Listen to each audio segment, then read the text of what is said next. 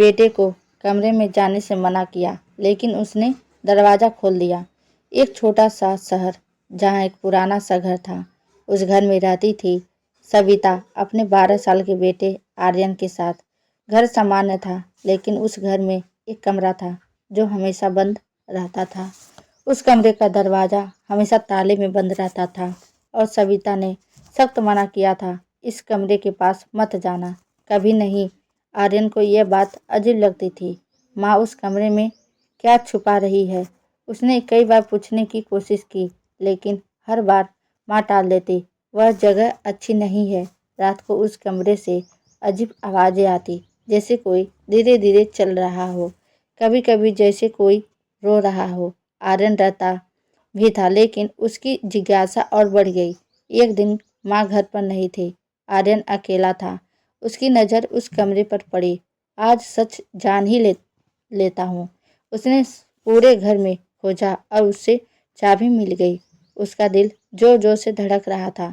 जैसे ही उसने दरवाज़ा खोला, अंदर पूरा अंधेरा था। हवा ठंडी हो गई और एक अजीब सी बदबू।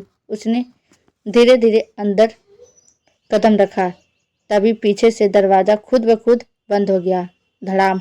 कमरे में दीवार पर पुराने फोटो लगे थे और उन फोटो में आर्यन खुद था, लेकिन हर फोटो में वह अलग अलग उम्र में और कुछ फोटो में वह मरा हुआ दिख रहा था। यह कैसे हो सकता है? तभी पीछे से एक आवाज़, तुमने दरवाज़ा खोल दिया। आर्यन पीछे मुड़कर देखा। उसकी माँ खड़ी थी, लेकिन उसकी आंखें पूरी काली थी। माँ बोली, मैंने तुम्हें मना किया था, ये कमरा तुम्हारी असली सच्चाई है। सविता रोने लगी।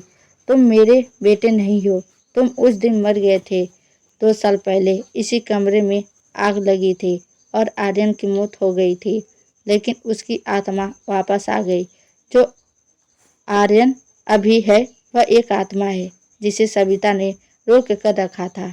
जैसे सामने आया, कमरा कांपने लगा, सारी चीजें हिलने लगी और आर्यन धीरे धीरे गायब होने लगा।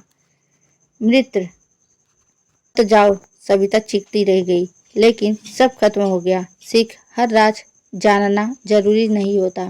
कुछ दरवाजे बंद ही अच्छे होते हैं और प्यार कभी कभी सच को रोक नहीं सकता।